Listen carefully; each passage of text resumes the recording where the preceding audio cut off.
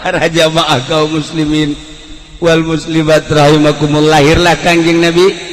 Mata kelahiran Kangjeng Nabi teh disebut tahun gajah, sebab pas penyerangan Raja Abroha pimpin ku Panglima Abu Rigol dek menghancurkan Baitullah, lahir Kangjeng Nabi di tahun eta teu bisa dihancurkan sebab Allah ngutus burung ababil.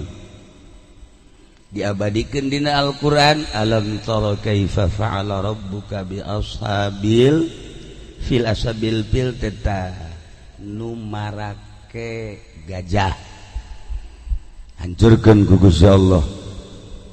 Alam tara kaifa fa'ala rabbuka bi ashabil fil alam yaj'al kaidahum fi tadlil wa arsala alaihim tayran ababil tarmihim hijaratin min sijil faja'alahum ka'asfim.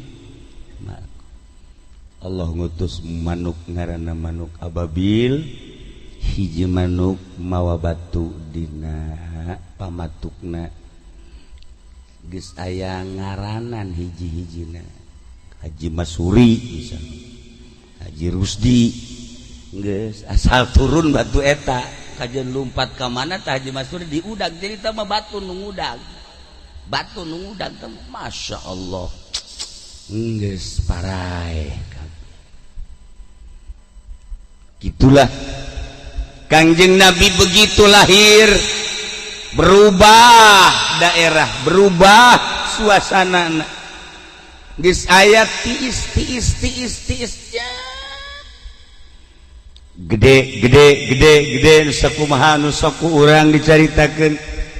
Susuanlah ku Halimatus Sa'diyah kasimpulan nama Kangjeng Nabi teh datang ke umur 40 tahun. 40 tahun memehna Kangjeng Nabi dibere tresep campur jeung makhluk, dibere tresep campur jeung jelema, dibere teu hayang kana alam dunia, neule dunia teh leuwih hiji tibatan kocomberan, neule dunia teh leuwih hina batan nu nejis-nejis. Jeung jelema-jelema teu hayang ngahiji Kangjeng Nabi, otomatis Kangjeng Nabi mengasingkan diri uzlah ka Jabal Nur, ibadah sorangan Kangjeng Nabi,